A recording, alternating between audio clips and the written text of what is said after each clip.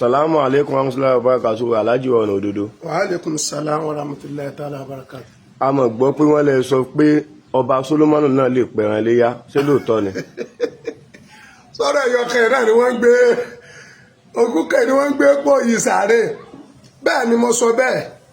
ìpè ọba Solomoni ó lè pẹran léyá. Àmọ́ àájímùlì kàlámì ni. Ẹ gbọ́,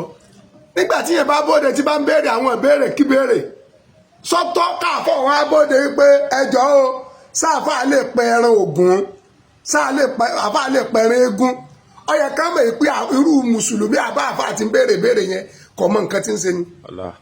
Ìbéèrè tó bá Solomoni ń béèrè àjímùlì kàlámì ni ìbéèrè tó fọ́jú ni náà. Àwọn èèyàn kan gbà bí igbó ọtí ni kò nítumọ̀ because àwọn bàbá wa kan wà ní Islam it's adùlẹ̀ wàhísìn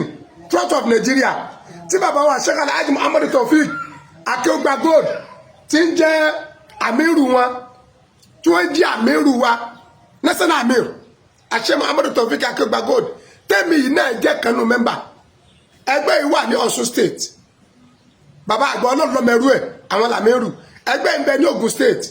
ó ń bẹ ní Ondo state ó ń bẹ ní Èkìtì ó ń bẹ ní Ọ̀yọ́ ó ń bẹ ní Lagos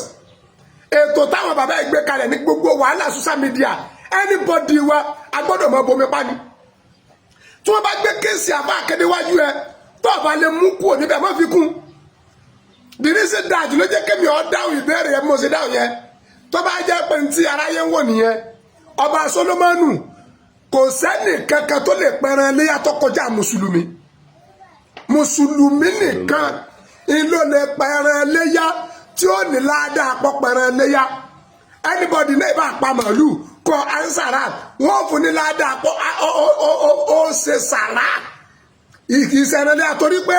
adébọ̀wá mímọ̀ sọ̀lọ́lá rẹ̀ ó ní asinu dá ìyá kún fa ìnáwó mọ́tò ìyá kún yóò mọ̀ ní kíyàmọ̀ anábì ní ẹ jẹ́ kí ẹran léyà yóò tóbi ẹjọ́ dá torí pò ní rànkúnmí tẹ́gùn kọjá lórí afárá Asrat ìyá àwa mùsùlùmí ẹjọ́ tẹni tí ì ṣe mùsùlùmí bá wà ló ń pẹran léyà sóònù ọ̀sọ̀ ẹ̀pọ̀ ń gò kọjá ni nígbà tó jẹ́ páwọn kẹ̀kẹ́ lọ́kọ́kọ́ ṣáájú ní ẹ̀sìn kákírun káyọ̀ sàká kágbà ìpè láìláìlá ìpè kọ́ ẹ̀kọ́ ṣoṣo ní ọlọ́run ò pé méjì gbogbo àwọn nǹkan yẹn ọ̀rọ̀ yẹn ò lé kankan ẹlẹ́ẹ̀kejì ló béèrè tó béèrè ẹni tí ìdẹ́ ẹ̀sẹ̀ mùsùlùmí lè rẹran bòyàn ọ̀rẹ́nu aníhùkúkú járì àwọn kan bẹ tó jẹ́ pé ìwọ̀ mẹ́ta ládàrán ká pé fún wọn àwọn kan bẹ ìwọ̀ méjì la máa pé fún wọn àwọn kan bẹ ìwọ̀ kan ni inú àwọn tí wọ́n ní ìwọ̀ mẹ́ta tá a pé fún wọn ẹni tó mùsùlùmí sí mùsùlùmí á pé wọ mùsùlùmí sí mùsùlùmí tá a jọ ń gbé àdúgbò á pé wọ mùsùlùmí á tó pé wọ pa a jọ ń gbé àdúgbò bákan náà mùsùlùmí tá a jọ jí ẹbí á pé wọ mùsùlùmí á pé wọ àdúgbò á tó pé wọ ẹbí ó di mẹ́ta fáwọn kan ẹni tó bá jẹ́ pé mùsùlùmí lòun adẹ̀jọ́ ń gbàdúgbò ẹjọ́ ṣẹbí ìwọ̀ méjì ń tiẹ̀ ẹni tí ìbá wá ṣe mùsùlùmí tá àdẹ̀kẹ́jọ́ ṣẹbí tá a jọ dára àdúgbò ṣẹ̀rí àdíká pé ìwọ̀ fún kò sẹ́ni tí ò lè rẹran bòyàn tó bá lágbára rẹ̀ ọrẹ títa nìyẹn sọ̀rọ̀ mi yé but káṣọ ẹ pàwọn tí ó pẹran o mùsùlùmí nìkan ló lè pẹran léyà tí ó ní ládàá pọ̀ pa ẹran léyà tó bá jẹ́ pé wọ́n fẹ́ indirect because tó bá Solomoni bá ti fẹ́ dá wàhálà alẹ́ social media ni wọ́n máa béèrè àwọn àjímúni kàlámì sọ ti yé àwọn bàbá wa nínú etí àdìlú wa àìsìn wọ́n dẹ̀ jẹ́ kó yé wa pé ká bomi pa mùsùlùmí nìkan kọ́ ní bẹ́ẹ̀ náà àfáà nìkan kọ́ ní bẹ́ẹ̀ social media kí ló dé tọ́jẹ́ pàwọ́ nìkan náà máa pariwo ẹ bá ti wá gbé béèrè kí béèrè wá ẹ kẹ́ bomi pa ẹ dáhùn kọ̀ǹdíṣàn tó bá béèrè náà ní kẹ́ fi dáhùn torí náà ní pé mùsùlùmí nìkan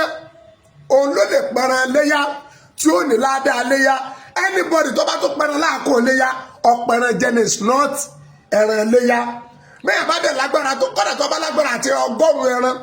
láti bùn àwọn èèyàn bóyá ẹ jẹ́ mùsùlùmí o bóyá ẹ ṣe mùsùlùmí ládàá pé o ṣe sàrà ọ̀tà àwọn èèyàn lọ́rẹ́ ó do àwọn èèyàn nú wọn ò fọ Salamu alaikum warahmatullahi wabarakatuh Ọ̀nà Òdodo TV Ajabdele Wasi Ahmed Elegasa eke Komadu Fakaru Lilam ọmọ bíbí ìlú Kire ẹwú ni wọn ni ẹwú filẹ̀ ẹ̀mí fọ̀nà ẹwú tí ò ní fàbùjá lè kiri ọmọ ẹnìkan ọ̀rọ̀ ọba Solomoni ìtì ọ̀gẹ̀dẹ̀ ni kò tẹ́ ta yàdá sí ẹjá wà mí sọ. ẹ̀yin mùsùlùmí òdodo ẹ kú ìmúra ọdún iléyá. Mo máa fẹ́ béèrè àwọn questions kan lọ́wọ́ yín mọ̀ ni.